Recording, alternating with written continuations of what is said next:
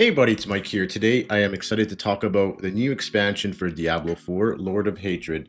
This one recently came out. I kind of wanted to spend some time with it, before I go give you a review and kind of overview, give you my thoughts of kind of, what I think of this overall expansion. Is this that big Reaper of Souls moment like Diablo 3 had? Is this going to kind of rejuvenate Diablo 4 and get more people into it? We'll go find out. So first, I want to talk about Skovos, which is the new region they've introduced in the Diablo 4 expansion. Skovos isn't a single landmass. It's actually a cluster of different interconnected islands, and there's different environments such as sunlit cities, warm forests, and you got this Mediterranean vibe. So it's a lot more colorful than you would get in the previous regions, even more so than Nahantu. And what I like about Skovos the most, that instead of it being this super huge region like the previous regions, it's densely packed with dungeons, activities, different events. So there's tons to do, and it definitely has more visual variety than the previous regions. Where I've honestly found some previous regions of the game are very dark and dead and dreary. Here is more lively and more visual variety in this new section of the game. And a little bit of lore, Skovos is actually the birthplace of humanity in the Diablo universe. The two big things they've added two new classes. So you have like this Warlock, and they did kind of tease this already by introducing the Warlock in Diablo 2 Resurrected. And then they also have the Paladin, who we had some time with. I was able to play the Paladin before the expansion came out. And so what I think about the Warlock. So I actually really love this class. I think this class is a lot of fun. And as a Warlock, you're summoning demons, you're using damage over time attacks, and it's almost like alternative to like a sorcerer, where you're doing a lot of attacks, but you're also using damage over time. It is different than the Necromancer too, where you have these like minions following you. Demons work a little bit different. They come in form of attacks. Some of them hang around with you, but I like how they really differentiated this class from like the Necromancer or actually any other class in the game, and I think it was very well done. Warlock's gonna be kind of my new main, and I'm having a lot of fun with it.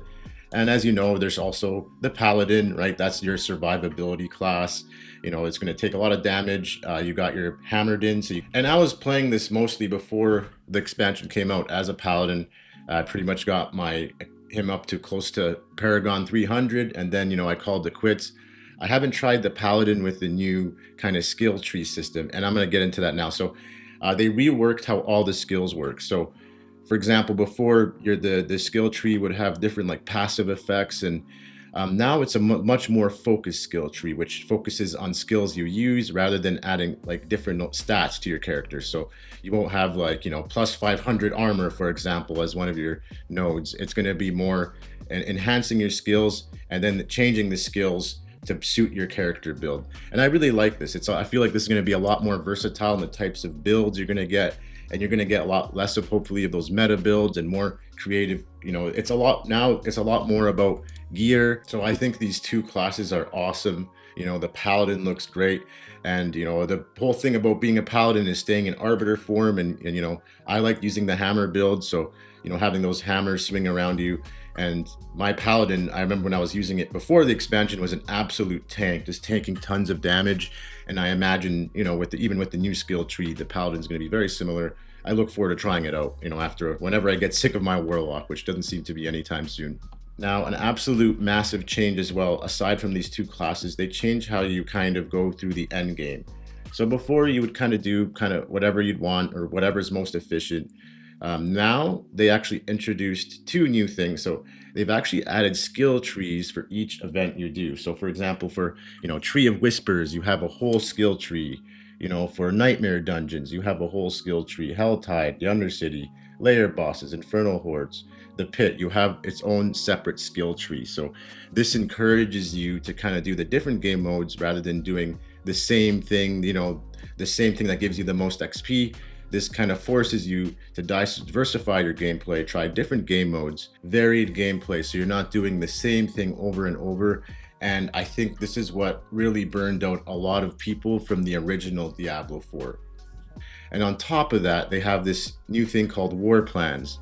And basically what the war plans is like almost like a playlist. So say a certain war plan will make you want to do an undercity run, and then a nightmare dungeon, and then the more you do these war plans, the better rewards you get for completing these playlists. That's what I kind of look at them as. They're like playlists. So then the war plans actually expand. So then there will be a 4 set playlist, and then to a 5 set, and the rewards get bigger and so forth. I really like this. It, again, these kind of new elements they've added kind of encourages diversity in gameplay. You're not just doing the same thing. I remember before I was just doing the Tree of Whispers and it was just getting kind of boring, right? Doing the same thing over and over again. This forces you to try out different game modes, and I think this is absolute genius. I think the War Plans is a great addition to the Diablo 4 endgame formula. I think that's what they're really missing. And then they added this new endgame activity called Echoing Hatred. You access it by, collecting these trace of echoes, and you find them through different endgame events, such as like the Undercity, for example. And yeah, it's basically a wave style mode where it tests your character.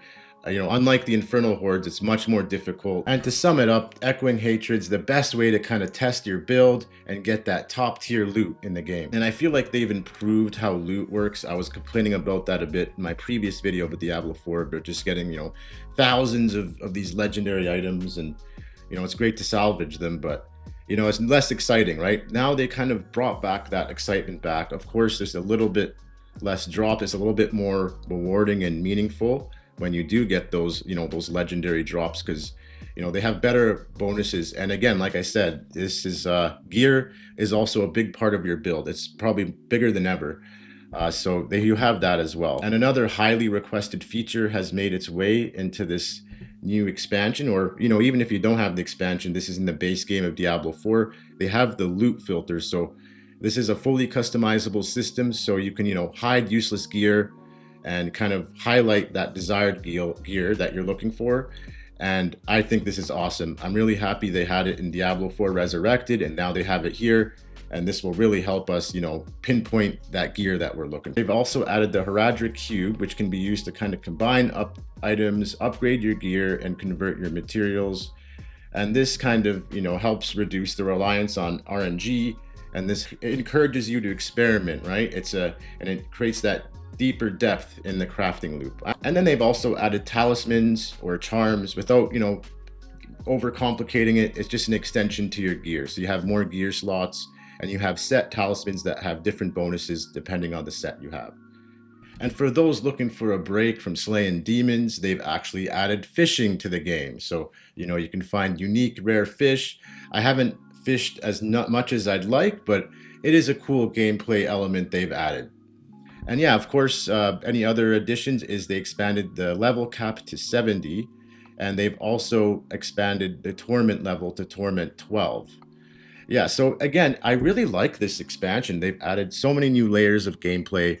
I love the 2 new classes. I love that they encourage the end game, you're not doing the same thing. They encourage versatility. So, you'll be doing a nightmare dungeon at one point, and then you'll be doing the Undercity run, and then you'll be doing a pit. So I love that they're doing this. They make it so that people will avoid doing the same kind of activities, and this actually leads people to getting burnt out and quitting Diablo 4. So I think they did a really good job addressing that issue of them, the end game being that doing the same thing. They encourage you to go in the overworld, and they encourage you to do the various activities. And again, I can't wait to, I already finished leveling up my Warlock. Next is my Paladin. I'm going to level that up and try and do the end game with that. So I love these 2 new classes. On top of that, it actually encourages me to go back to maybe my other, my Thief or my Sorcerer, and because they definitely switched it up with the new skill trees. So this game feels fresher than ever. And I think this is the best time to hop in Diablo 4. This is the best Diablo 4 has ever been. And it's kudos to Blizzard, right? One sec before, I completely glaze this game. There is some issues. I've noticed some glitches, which is really surprising from a Blizzard game. I've noticed some monsters will completely, get frozen, or there'll be invisible walls. So I'm noticing that a bit. I'm sure they'll patch it out, but again, that's just something I've noticed. But overall, I have very positive reception of this expansion. And honestly, if you haven't hopped in Diablo 4 in a while, I really encourage you to do so. This Lord of Hatred expansion is a lot of fun.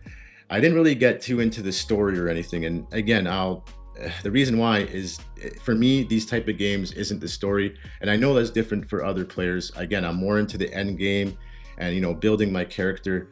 The story was okay, and it actually caught my attention more than any other kind of Diablo story. But then, towards the end of it, I was kind of, going back to my bad habit of skipping dialogue just to get the ball rolling. But at the same time, no, I love the cinematics. It's a great story. They've improved on the storyline, and you can tell there's tons of dialogue, like way more dialogue than you're used to in a Diablo game. And it's cool. I think it's cool that they're focusing more on the story. And one thing I like about the story is they kind of show like how the demons affect humans through manipulation, right? Like you have Mephisto returning, and he kind of takes control of the spiritual leader, and he's kind of manipulating the masses. So I could really like that edge they took towards the story, rather than, oh, here's a demon, bad demon, let's go slay the demon. There's a little bit more to it. And there is some also funny aspects that I wasn't a fan of, because there's a specific character who becomes good. I don't want to spoil it for you, so it's fine. But overall, I really liked, how the main enemy was Mephisto, and it was for the most part, it was well done. Now, to wrap this video up, I'm highly recommending Lord of Hatred, because I think this expansion, they finally kind of connected everything. Before, all the different, gameplay modes, different things you can do at the end game, everything felt so disconnected. This update kind of connects everything, makes everything feel aligned, with the war plans, right? Everything feels meaningful.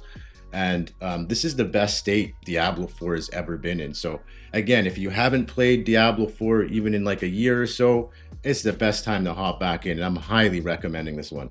If you found this video helpful, please consider checking out my channel and subscribe. That would mean a lot. Your support means a lot. Otherwise, we'll see you on the next one. Bye.